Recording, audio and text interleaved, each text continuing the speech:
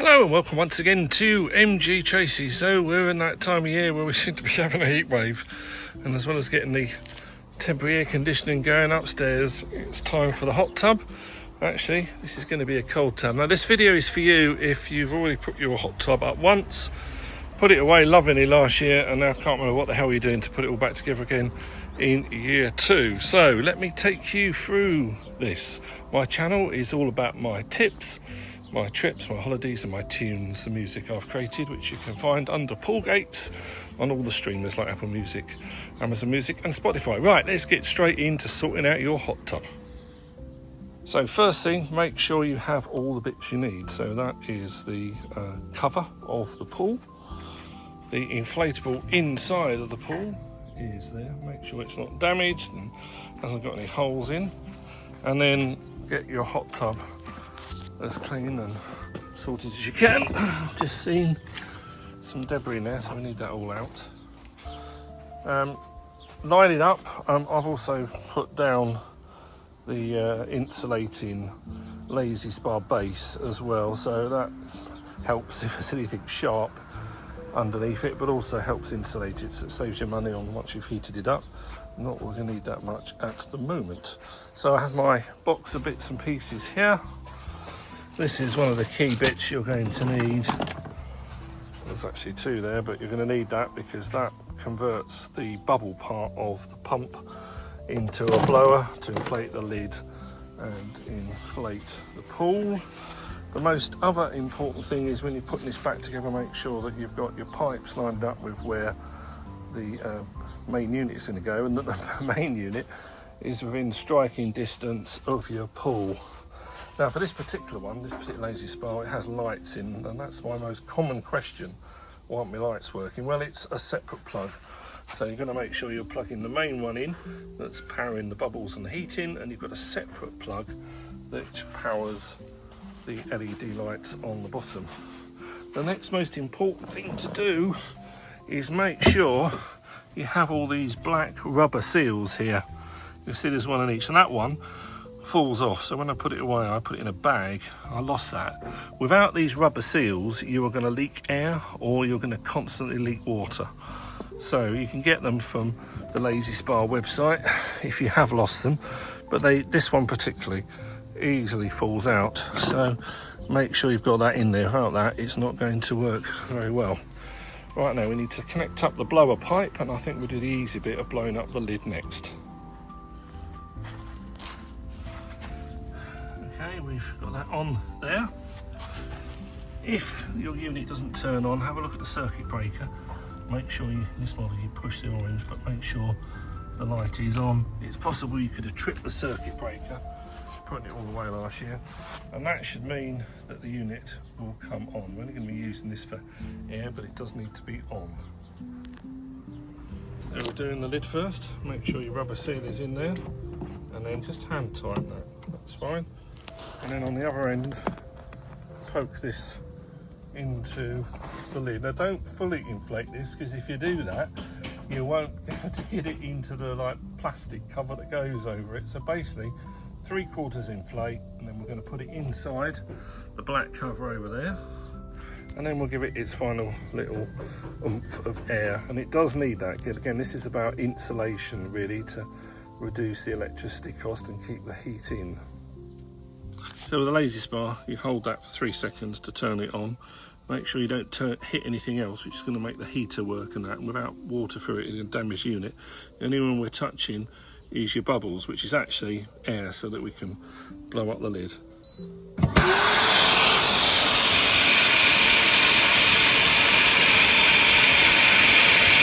you can see a bit noisy, but that is blowing up nicely. Okay, so that's probably blown up enough now for us to battle and fit the lid on. So this is fitting it underneath the skirt of the black bit on the top. If we did that last year, remember you had to battle that anyway. And when we unplug this, we've got to put the little popper in to keep the air in the lid. There we are, we've got number 2 sealed off. Right, let's get the outer cover onto that. So that is tucked neatly all the way around. Now we're just going to do the same again. Plug this back in and get this firm, but not too firm. And then that bit's done. Now you will notice there's lots of air coming out here. That is normal, that's your safety valve, so you don't overinflate it. That's about it, what you want, I think, really, that's fine. I've just unhooked that and the lid is done. Next thing now is to blow up the hot tub itself, so that's using a special Harry Potter wand there, undoing this one and then waiting quite a while. You're undoing the centre bit, don't undo that bit because you're getting a pickle. It's just undo that centre bit and then plug in there with your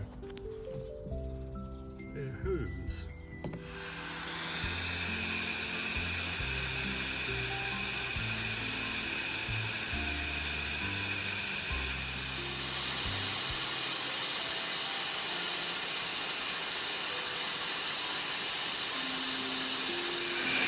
This is going to take quite a while, and you want this to be quite firm.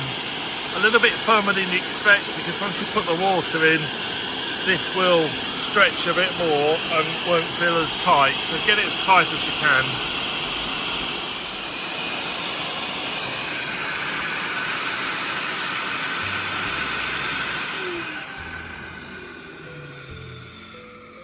Okay, we're just going to unplug that one.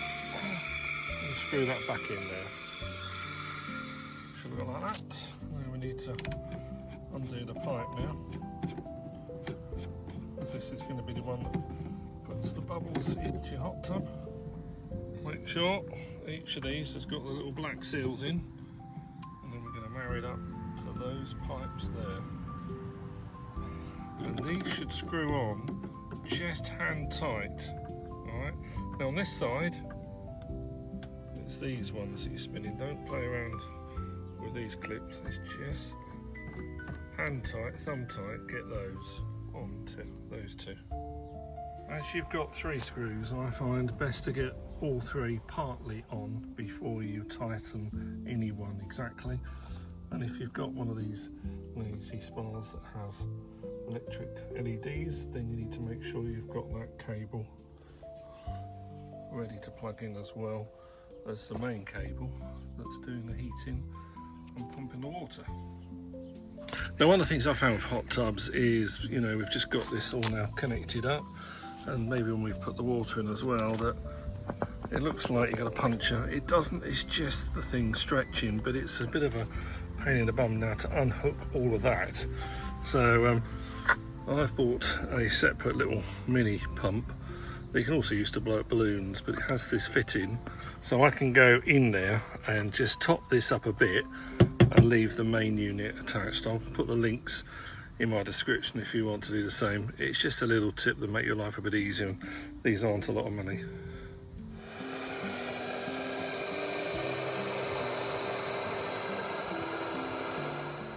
So next job to do is bung that hole up, and I'm just going to go around the edge there and get out any debris with a vacuum before I fill that with water. There's bits and pieces that's left from last year. You can never get it all out, particularly when it's wet.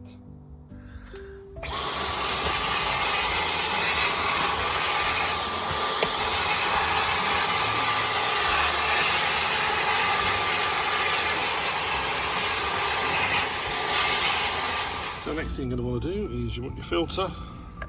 It's going to go in there, remember? I'll screw that all together. That screws on one of the things inside, and the one that's going to purify the water, help you with that.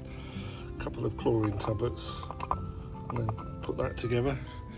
Now, if you've lost the bits, you're going to need one of these for the starter kits, where you can up and down the pH and defoam. And you also want your little dip test to make sure the water's okay. It's probably worth having some spare filters as well. So again, I'll put all the links to those in the description if you need to get them, or you can get them freely from the range or B&Q, that sort of place in the UK. So they're going to look, big one on the bottom of the filter, smaller one with the tablets on the top. Next thing we're going to need to do before we turn anything on is fill it with water. Certainly do not run the pump until the water is well above that top level, otherwise again you can burn out the engine on the inside, the pump and the heater. And then we will need to put a fair bit of chlorine in here for the first time. Make sure we kill off any bugs, leave the lid off for every 12 hours to let that chlorine go. And then the hot tub, or hopefully in our case it's going to be got a cool tub, will be ready to go. Let's get the water in.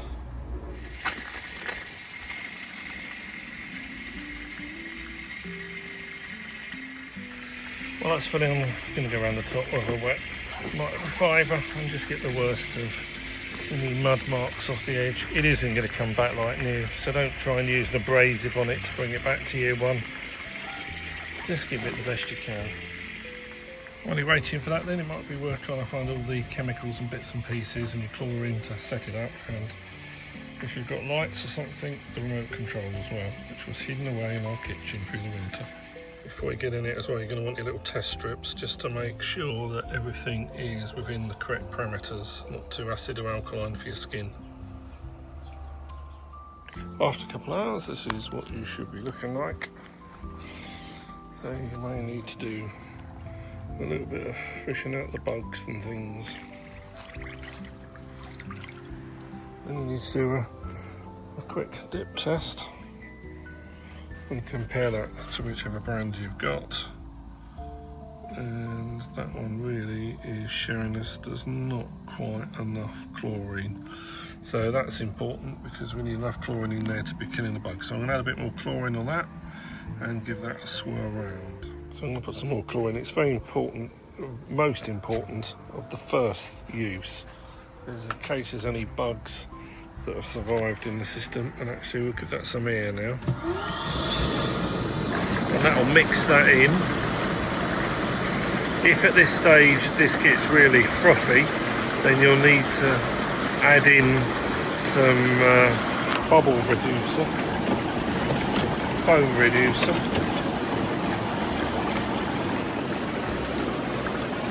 Which is something like this, anti-foam. And that will almost instantly get rid of all the foam there. Okay, I'm just going to dip that again and see if that chlorine level's a bit higher now. Right, that seems okay now. So that is quite a high level of chlorine. Only do that on your first time, first use, and then you can just manage it with your dipsticks and see how you get on. Dipsticks, when we want them in the water about 3 seconds, shake them, then take the quick reading. So I'm going to put the lid on that, I think, so that can start heating up to the temperature we want. So that just needs time to heat up now. When it's at the right temperature, I will run the bubbles for 10 minutes with the lid off, just to burn off that chlorine, and possibly dip it once more just to make sure the pH level's okay. It's not going to affect anybody's skin. And then we're ready to get in. Hope you found this useful. Don't forget to like, share and subscribe. That's the best way to support my channel. This is Paul from London on one of the hottest days the UK has ever known, and I'll see you in the next video. Cheerio. I'll exterminate you. He's going to crash.